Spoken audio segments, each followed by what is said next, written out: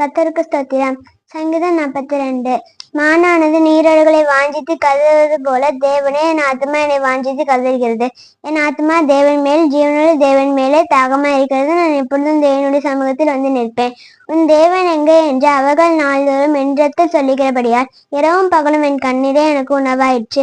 முன்னே நான் பண்டிகை ஆசரிக்க ஜனங்களோடு கூட நடந்து கூட்டத்தில் களிப்பும் துதியுமான சந்தோஷத்துடனே தேவாலயத்திற்கு போய் வருவேனே. இவர்களை நான் நினைக்கும் போது என் உள்ளம் எனக்குள் உருகுகிறது. என் ஆத்மா ஏன் கலங்குகிறாய்? ஏன் எனக்குள் தேங்குகிறாய்? என்னை நோக்கி காத்திரு. அவர் சமூகத்தில் ரட்சிப்பு நிமித்தம் நான் இன்னும் அவரை துதிப்பேன். என் தேவனே, என் ஆத்மா எனக்குள் கலங்குகிறது. ஆகையால் யோர்தான் தேசத்திலும் எர்மோன் மலையிலும் சிறுமலையிலும் இருந்து நினைக்கிறேன். மலைகளின் ஈர்ச்சலால் ஆழத்தை ஆழம் கூப்பிடுகிறது. உமது அலைகளும் திரைகளும் எல்லாம் என் மேல் புரண்டு போகிறது.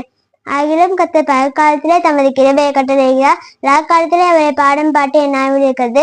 என் ஜீவனுடைய தேவனை நோக்கி விண்ணப்பம் செய்கிறேன். என் கண்மலையாகிய தேவனை நோக்கி ஏன் என்னை மறந்து சத்துருவினால் ஒடுக்கப்பட்டு நானே துக்கத்துணை திரிய வேண்டும் என்று சொல்லுகிறேன். உன் தேவன் எங்கே என்று அவர்கள் நாள்தோறும் என்றத்தில் சொல்லி என்னை நிந்திப்பது என் எலும்புகளில் உருவ குத்தினது போல் இருக்கிறது. என் ஆத்மாவே, நீ ஏன் கலங்குகிறாய்? ஏன் எனக்குள் தியங்குகிறாய்? தேவனை நோக்கி காத்திரு. உன் முகத்திற்கு ரட்சிப்பு உன் தேவனமாய் இருக்கிறவரை நான் இன்னும் துதிப்பேன். இந்த வீடியோ பிடிச்சிருந்தா லைக் பண்ணுங்க, ஷேர் பண்ணுங்க, மறக்காம சப்ஸ்கிரைப் பண்ணுங்க.